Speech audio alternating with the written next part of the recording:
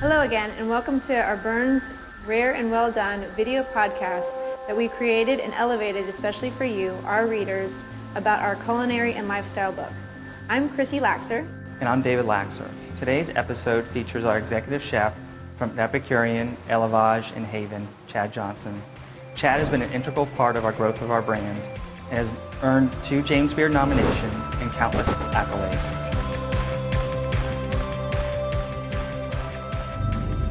I obviously see noodles, and I see merguez and cheese, 3 of my favorite things, so. This is a dish that we would do in springtime. The Rye Fettucine is kind of a common thing that we work with in the kitchen. We're highlighting the pasta with some merguez, which is a lamb sausage, and some roasted ramps, which is a wild spring onion. If you can't get a Rye Fettucine, they can use a normal fettuccine too, right? You could. It's going to definitely lose that's kind of one of the complexities of the dimension. The rye gives it a little extra spice, and then also some sweetness from some caraway seed in there. Okay. So we have the goat's milk butter going, and then into that we add our chopped garlic and some chopped roasted ramps, and we're just going to saute those so those become fragrant. And along with that is our merguez. It is a little bit spicy. By the time you get through the dish, you will have a little bit of like tickle in the throat, and very, very fragrant with the aromatics. So what kind of cheese is this too? Because obviously we're cheese people here. This is goat which is aged goat cheese from Spain, so really any aged firm goat cheese would work. Fresh goat cheese wouldn't be as ideal. It would kind of bend, turn it almost into like Alfredo.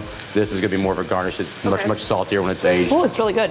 So we're going to get our pasta going. Basically, it's like a regular fresh pasta, but with a 50% ratio of rye flour instead of all-purpose flour, and seasoned with a little bit of caraway seed, which kind of mimics that rye bread flavor.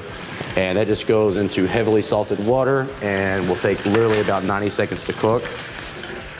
While that's going really to finish the sauce, so we have a lot of the butter and the fat from the merguez, which is what gives the dish all its flavor. So to bring it together so it's not actually greasy, we have a little bit of fresh tomato coulis, which is just literally fresh tomatoes that we peel, seed, and puree.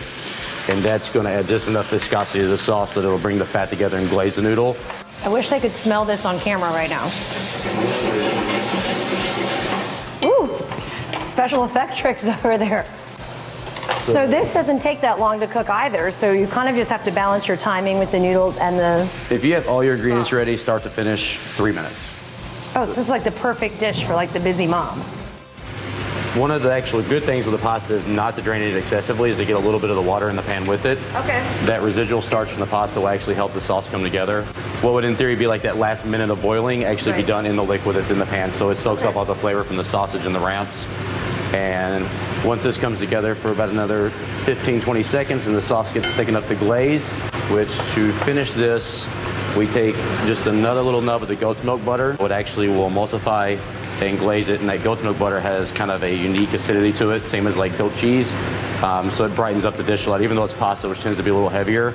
Can you buy goat's milk butter at a specialty store as well? It's not like something you're going to find at Publix. It's not the easiest thing to find, but it actually is becoming a little bit more common. That goes in the center of our plate, and then we take a little bit of the shaved garoksha. That just adds another little complexity, and the salt to the dish, if you notice, we didn't add any on the actual making because the sausage already has it, and then the cheese is very salty.